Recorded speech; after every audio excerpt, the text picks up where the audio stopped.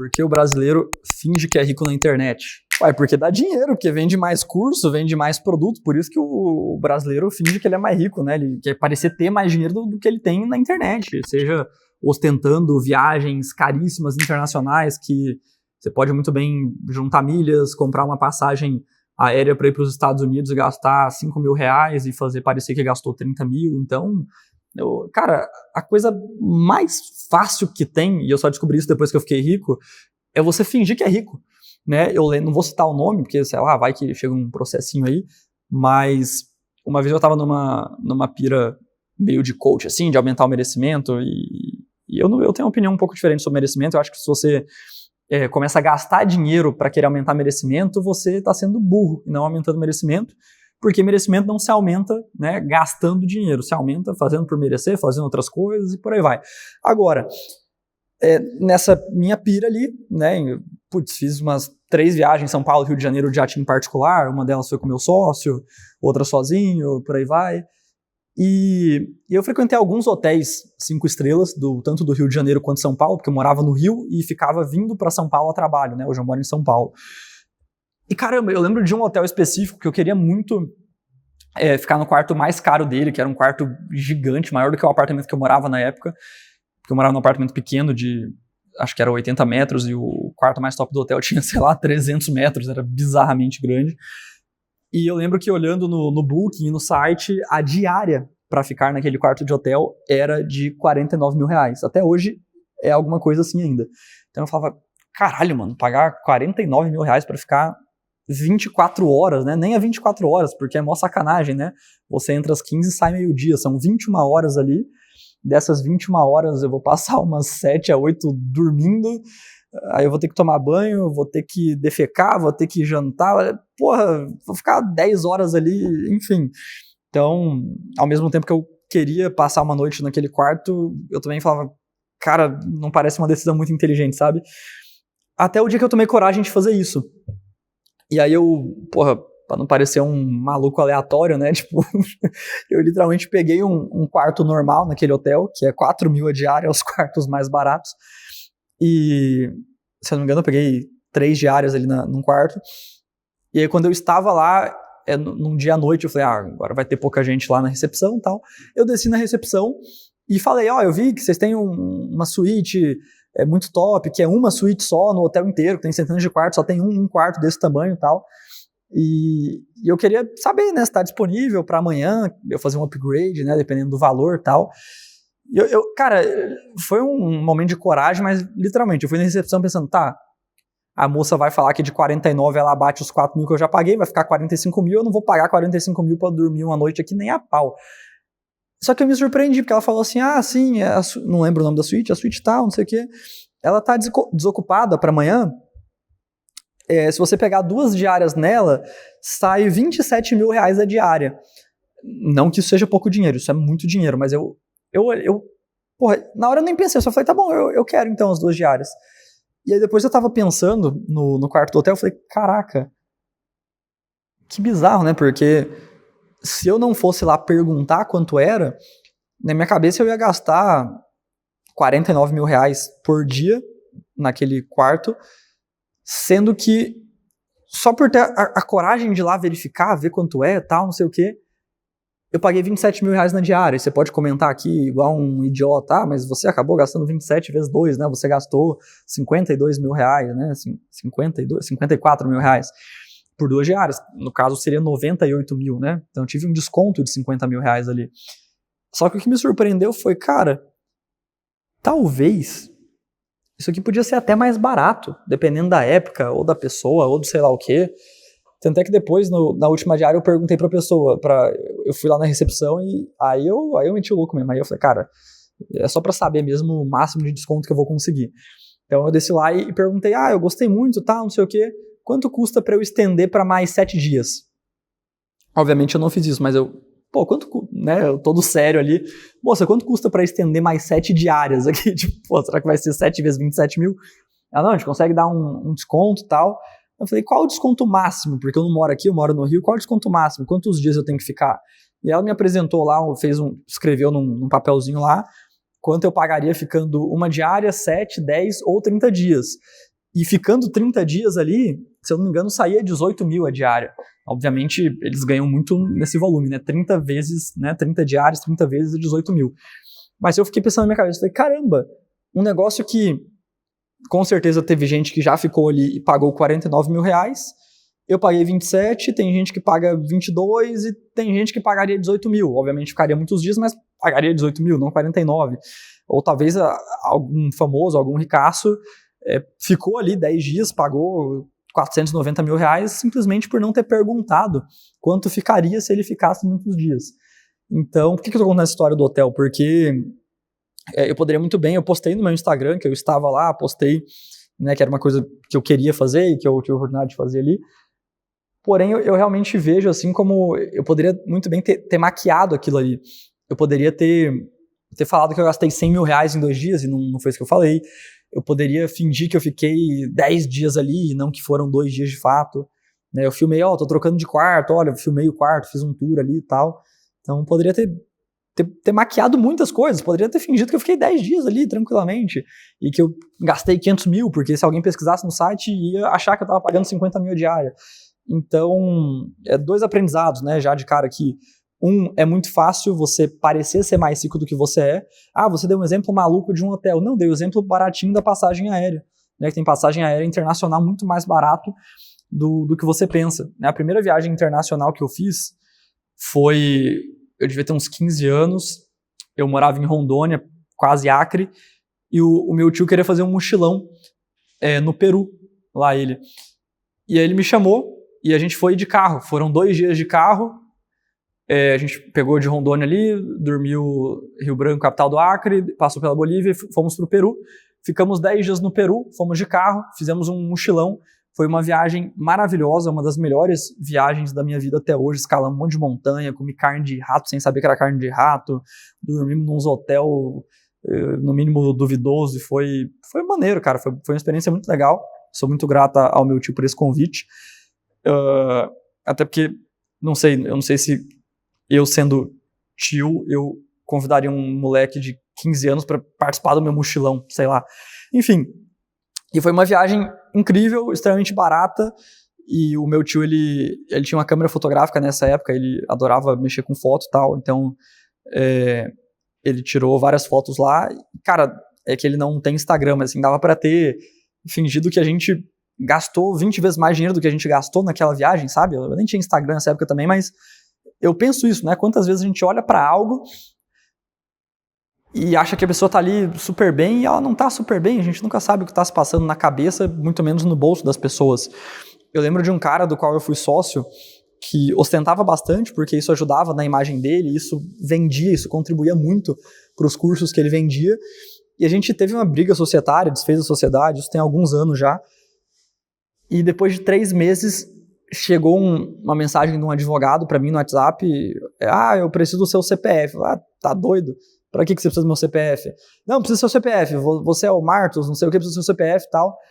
Eu falei, cara, não te conheço, não sei se é um golpe, eu não vou te passar meu CPF, se você me mandar outra mensagem pedindo isso, eu vou te bloquear. Ele, não, porque você não pagou, já tem 3 parcelas do seu carro que tá atrasada, cara. Aí eu nem tenho carro, velho, como assim? 3 parcelas atrasadas? Ele, não, tem sim. Eu falei, cara, não, você tá viajando, eu não vou te passar o meu CPF, se você quiser manda aí que rolê de carro que é esse ou eu vou te bloquear agora. E aí o cara me mandou o documento do carro, tava lá, o carro que tava no nome do CNPJ, do qual eu era sócio e tinha saído há alguns meses.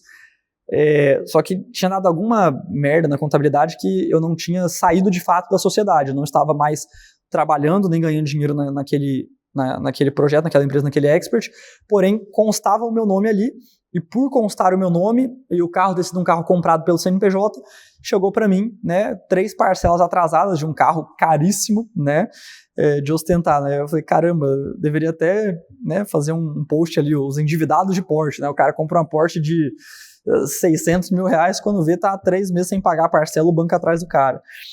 Enfim, então eu falei, caramba, que loucura, velho, o maluco se endividou pra caramba. Eu lembro quando eu fui comprar um carro, bicho, isso é uma coisa que eu acertei na minha vida, assim, em 2020 eu consegui quase 1 milhão ali de distribuição de lucro da empresa pra mim, só que em vez de comprar um carro, eu comprei um escritório de 500 mil, que hoje deve valer uns 600, então, eu falei, caramba, pelo menos isso eu fiz certo na minha vida, Aí eu tinha um carro que, literalmente, eu tava tirando da empresa pra mim uns 100 mil reais por mês, e eu tinha um carro que custou, se eu não me engano, 70 mil, que era um Yaris na época. E eu fiquei com esse carro durante um tempo. Aí depois, quando eu vim pra São Paulo, eu fiquei com medo de ser preso, porque eu não tinha carteira de motorista, dirigir o carro por aqui e tal, e aqui tinha polícia. Eu morava antes no Pará, em Rondônia, que não tinha tanta polícia onde eu morava e tal. E aí eu vendi o carro, fiquei sem carro, até que, cara, de dezembro de 2023 para janeiro de 2024, eu decidi comprar outro carro, e eu literalmente comprei um carro que era um carro abaixo do que eu podia comprar. Eu não sabia se era melhor financiar ou comprar à vista, afinal eu não tinha experiência com isso. Então, literalmente, comprei ele metade à vista, metade financiado em 2 anos, para ver o que valeria mais a pena e tal. E hoje eu acho que valeria mais a pena ter comprado inteira à vista, mas enfim, já tá quitado o carro também. E eu falo, caramba, como é fácil, né, a gente parecer ter mais dinheiro do que a gente tem. E caralho, então, né, o brasileiro ele finge que ele é rico na internet porque isso dá dinheiro, porque é fácil, porque ele vai vender mais livro, mais produto, mais curso, mais não sei o quê. Só que eu acho um lugar perigoso, sabe? Eu acho que você acaba, mesmo que indiretamente, iludindo algumas pessoas e se iludindo também, porque a sua vida financeira muitas vezes tá uma merda, mas você quer mostrar que você troca de carro todo ano, que você viaja a cada 3 meses, e sei lá, é um jogo que eu decidi não jogar, e é uma das coisas que eu não me arrependo de ter feito. Outro ponto que eu tenho uma impressão, e eu já conheci 3 bilionários na minha vida. A gente prestou serviço de tráfego, foi nosso melhor cliente, o cara pagava 90 mil por mês para fazer tráfego das faculdades dele. Obviamente eram 4 gestores de tráfego sênior ali, eu fazia reunião com o cara, era uma maluquice, mas foi um contrato delicioso de tráfego pago, né? Um grupo grande de faculdades do Brasil. Um outro eu conheci num evento seleto de 20 pessoas, que foi o Flávio Augusto, e o outro foi o... Caramba, quem foi o terceiro, cara? Teve esse que a gente prestou serviço, teve o Flávio Augusto. O João Apolinário, que a gente fez uma viagem de 7 dias, eu ganhei uma viagem de 7 dias para a Islândia, como um prêmio ali pelo meu trabalho, e ele estava nessa viagem, que é o dono da Polishop, da Core Colors e tal. Então, tive a oportunidade de conversar pessoalmente, não é assim, eu fui num evento para 3 mil pessoas, não. Um deles eu prestei serviço, eu fiz reunião presencial com o cara, tinha que vir do Rio para São Paulo para fazer reunião presencial com ele. Aí eu entrava num escritório, parecia que eu tava indo no dentista, eu ficava ali, 1 hora esperando a secretária me chamar pra reunião em outra sala com o cara, caralho, que doideira. E os outros 2 foram viagens pequenas para 20 pessoas que eu ganhei de premiações de faturamento, de prêmio. E o que eu percebi com esses caras, que eu tive uma proximidade durante algum período de tempo, e olhando e estudando outros bilionários, né, não é mi não, mi eu sou, tô falando de bilionário. Mi tem um monte de velho rico aí, de velho milionário. Tô falando de bilionário, bilhão. Cara, é que os caras mais ricos, eles não ostentam tanto. Pelo contrário, eles praticamente não ostentam.